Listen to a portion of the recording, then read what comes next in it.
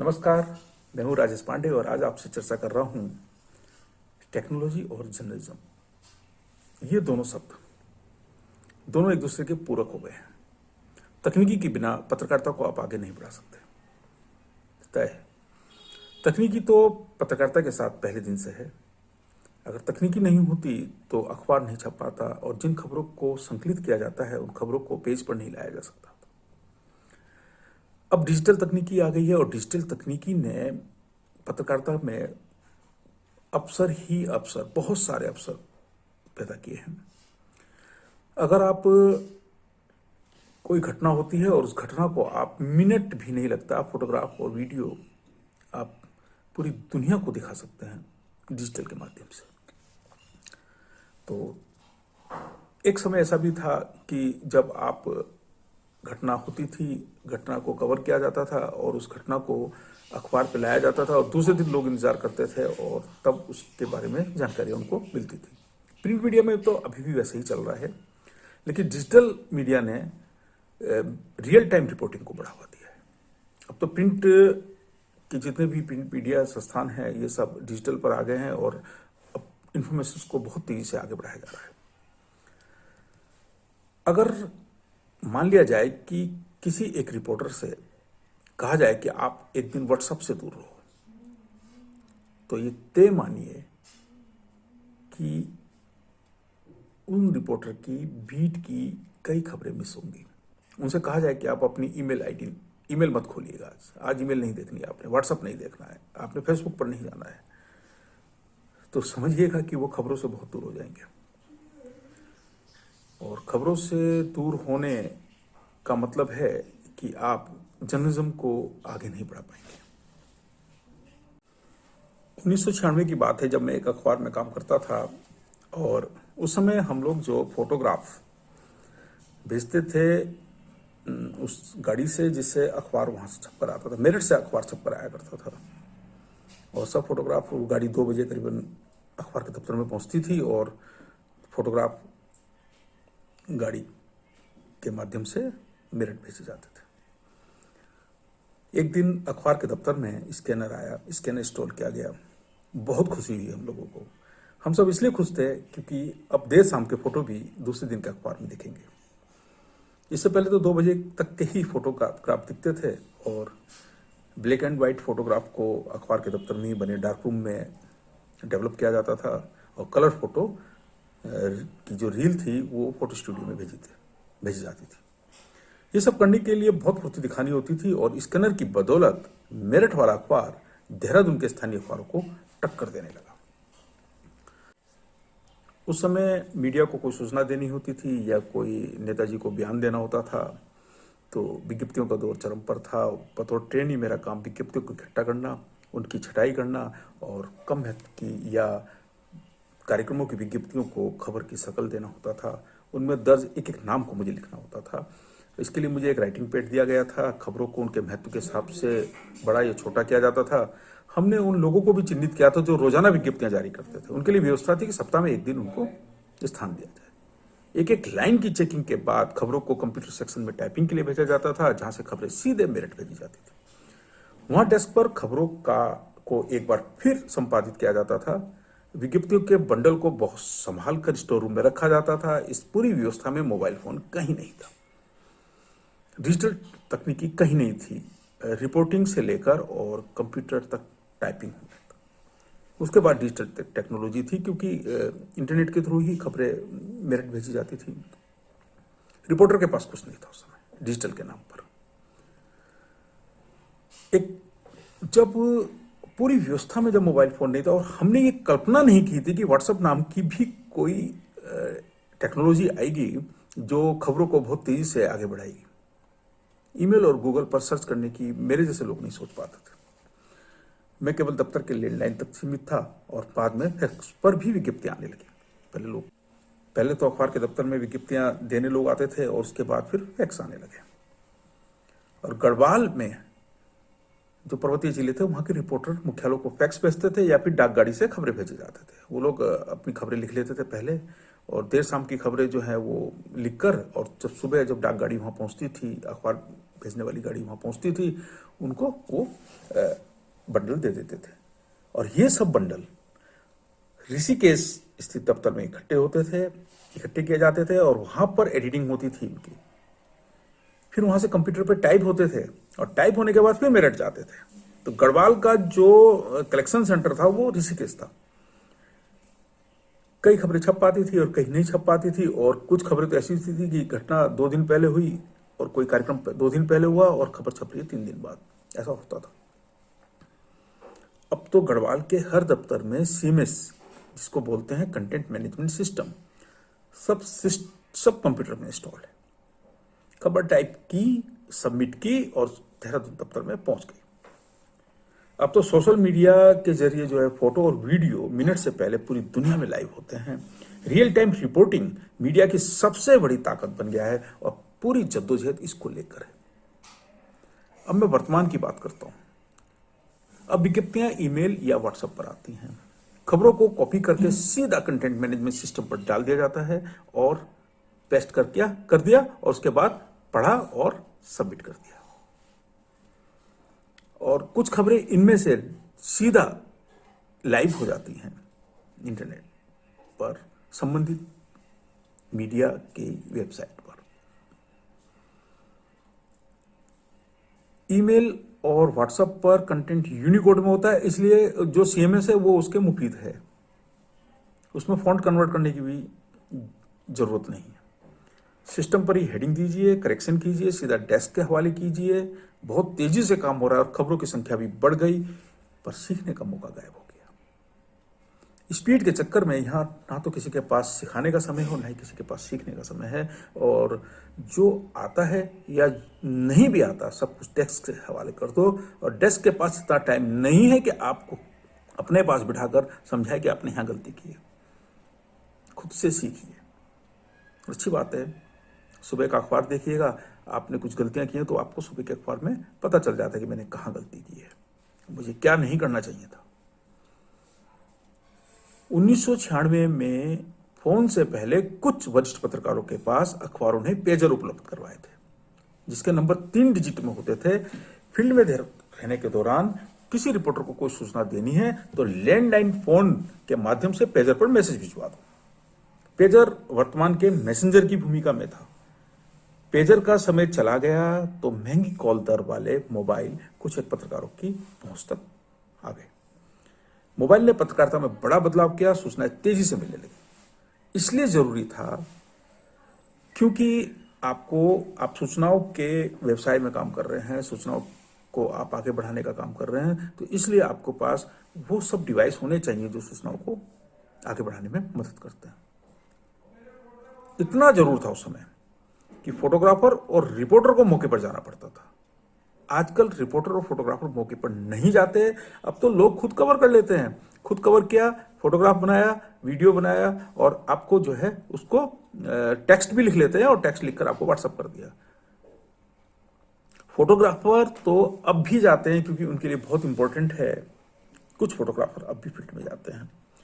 Reporter तो बाद में पूछकर घटना को कवर कर सकते हैं, पर फोटोग्राफर के लिए कोई चांस उस समय नहीं होता था। अब हर जब कैमरा है, फोटो वीडियो कहीं भी किसी समय आप भेज सकते हैं।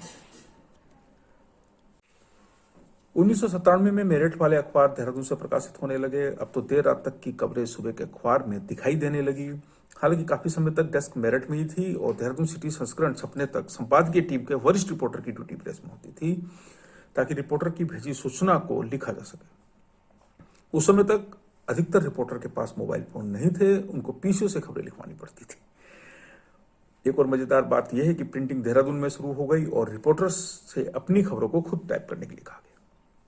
कंप्यूटर रूम अलग था, जिसमें जूते पहनकर जाने की अनुमति नहीं थी। उस समय यह मिथक था कि जूतों की धूल कंप्यूटर को खराब कर देगी।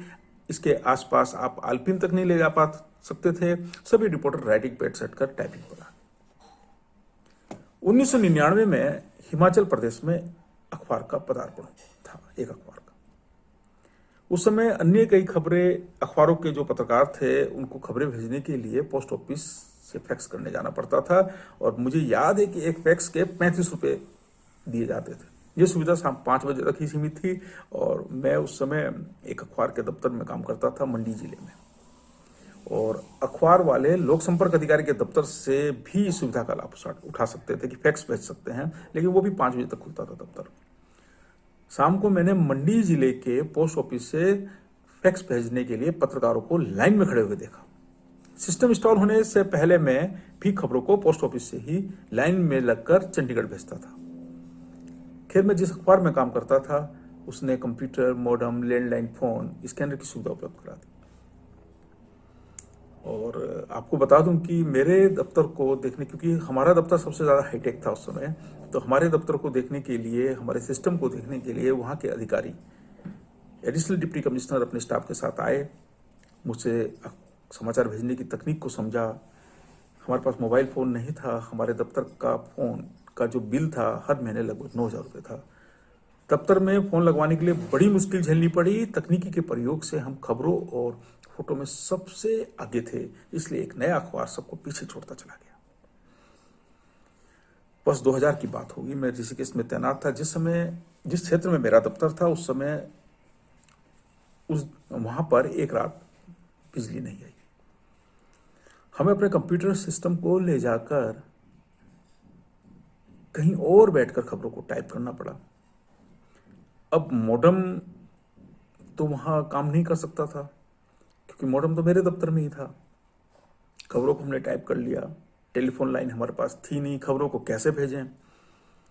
आपको यकीन नहीं होगा, उस टाइप खबरों को और कुछ फोटो को हमने सीपीयू में तो फिट कर दिया, कंप्यूटर में फिट कर दिया आपने, और मैं पूरा का पूरा सीपीयू लेकर ऋषिकेश से रात को देहरादून पहुंचा। एक ट्रक मिला रात 9 बजे, और उस ट्रक में मैंने सीपीयू को रखा और अपने आप बैठा, और उसके साथ में सीधा देहरादून दफ्तर पहुंच गया। और वहां जाकर उन्होंने हार्ड डिस्क निकाली और उससे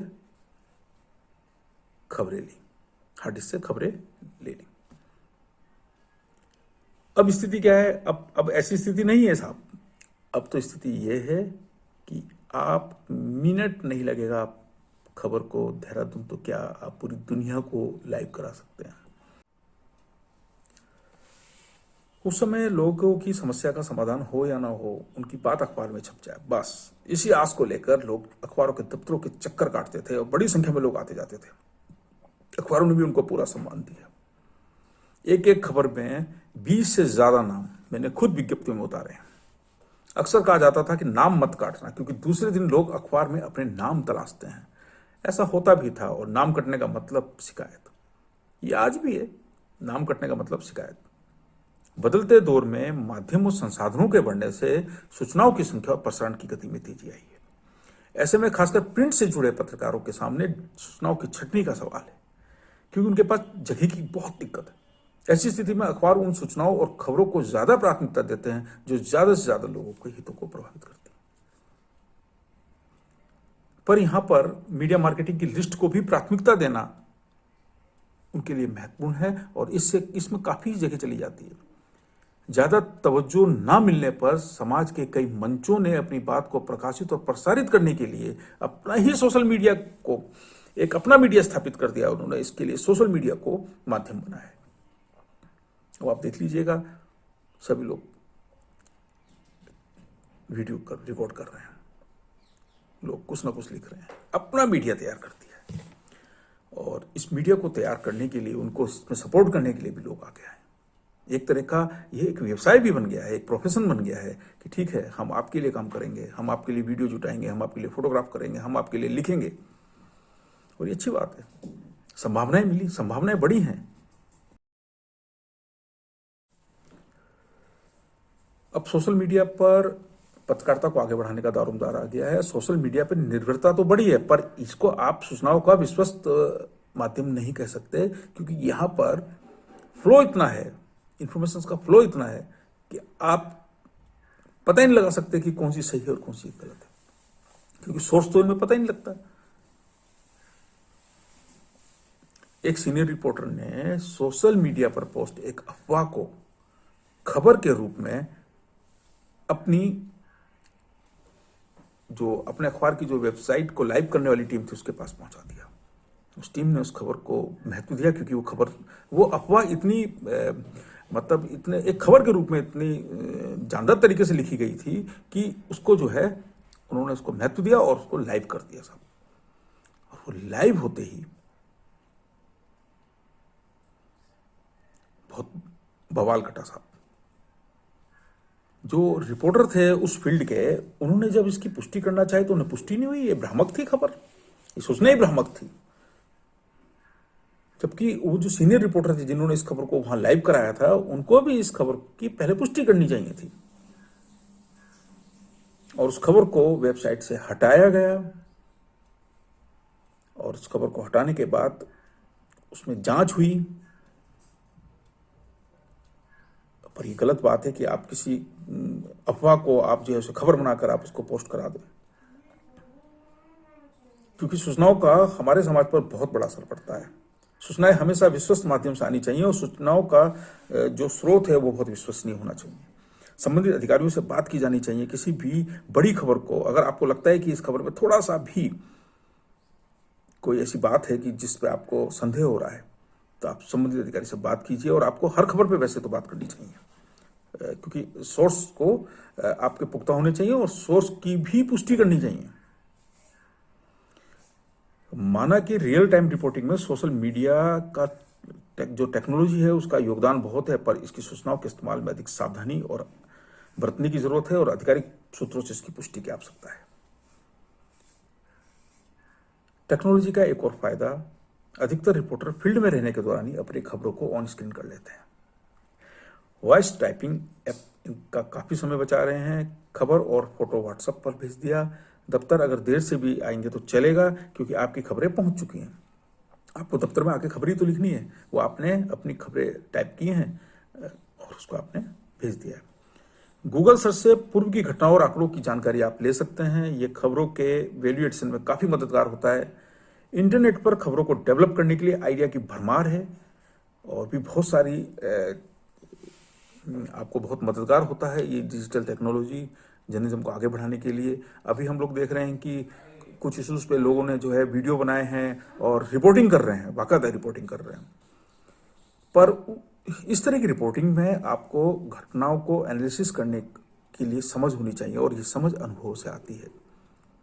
अगर आपको कोई जानकारी नहीं मिल रही है, अगर आपको लगता है कि कहीं कोई भ्रम हो रहा है, कहीं आपको ऐसा लग रहा है कि साहब संदेह है कि ये चीज़ सही है या गलत है, तो आप किसी सीनियर से पूछ सकते हैं। पूछने में कोई हर्ज नहीं है। तो अभी के लिए बस इतना ही। फिर आपसे मुलाकात करेंगे एक और नई जानकारी और पत्रकारिता से जुड़े और भी बहुत सारे किस्सों के साथ। तब तक के लिए बहुत सारा धन्यवाद। Thank you.